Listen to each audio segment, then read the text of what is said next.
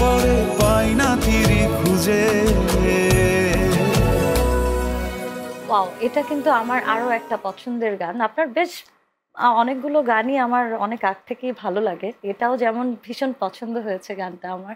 এই গানের পেছনে কি মানে এটা আসলে কি ওনাদের চাওয়া ছিল যে এরকম ধরনের লিরিক্স আপনি করবেন? না, না, না।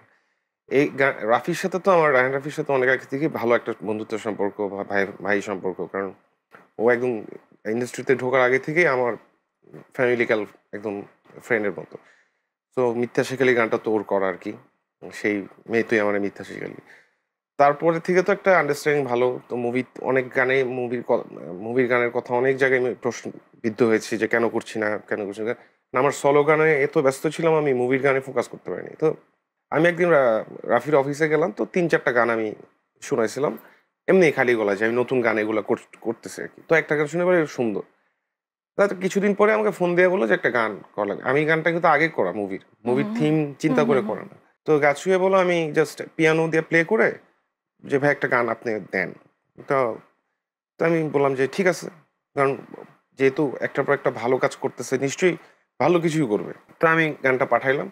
পাঠানোর সাথে, সাথে সে পুরো টিম নিশো ভাই থেকে শুরু করে পুরা সুরঙ্গের টিম খুব পছন্দ করলো। করার পরে আমাকে রাফি বলল যে গানটা কমপ্লিট করতে। তো সাজিদকে আমি বললাম মিউজিকটা করতে। সাজিদও মিউজিক কাজ শুরু করলো। এরপরে আমি তো মুভির গান এত ফাস্ট করে দিতে হবে আমি বুঝি নাই। কারণ একটা গান করতে আমি টাইম নেই। আর ওই পার্টটা অনেক আগে বানানো। ১ম এর পার্টটা যে গোটা পৃথিবীতে খোঁজো আমার মতো কে তোমার। পরে আমাকে সাজিদ পরদিনই বলতেছে যে কালকেই অন্তরা পার্টটা দেওয়া লাগবে। তাই আমি বলি যে এটা কি ধরনের কথা? আমাকে একদিন তুমি টাইম দিলা। পরে রাত্রেবেলা অনেক চিন্তা ভাবনা করলাম। কারণ হঠাৎ করে যদি কেউ বলে মানে স্টাক হয়ে যাওয়া লাগে। আমি তো পুরা বসে মোবাইলে অনেকগুলো সুর রেকর্ড করলাম। করতে সাইজের বাসায় গেলাম। তো ও তো আমার ফ্রেন্ড। তো সাইদ বলল যে, "এটা কি শুরু করছো তুমি এগুলা? এগুলা ভাল লাগতেছে না।"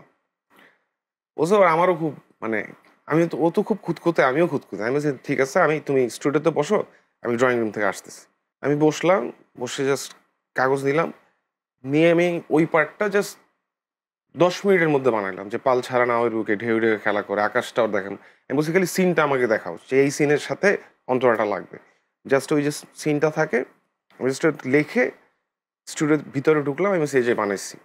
ওর সুর তা আমি তো গাইলাম পাল ছাড়া নাওয়ের বুকে ঢেউয়ে ঢেউয়ে খেলা করে আকাশটাও দেখে মোদের খুনসুটি পাহাড়ের দেউরিতে ভালোবাসা লেগে আছে তেমন করে বুকের মাঝে তোমায় পুষি।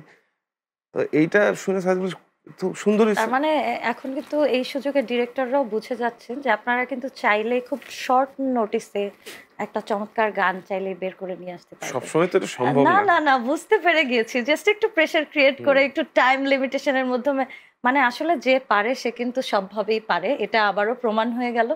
তো অফ কোর্স আপনি আপনার মনের মতো করেও গান গাইবেন। দর্শকদের যেরকম চাওয়া পাওয়া সেরকম চাওয়া পাওয়ার উদ্দেশ্য বা ওটা পূরণ করার জন্যও গান করবেন। এবং এই ঈদে আমাদেরকে সময় দেওয়ার জন্য আপনাকে আরো একবার অনেক, অনেক ধন্যবাদ এবং ঈদের আরো একবার শুভেচ্ছা। আপনাকে অনেক ধন্যবাদ। আমাকে এখানে ইনভাইট করার জন্য অনেক, অনেক ধন্যবাদ। আর আমার ফ্যান্সদেরকে আমার পক্ষ থেকে সবসময় সেলুট, ভালোবাসা অ্যান্ড ঈদ মোবারক। ভালো থাকবেন।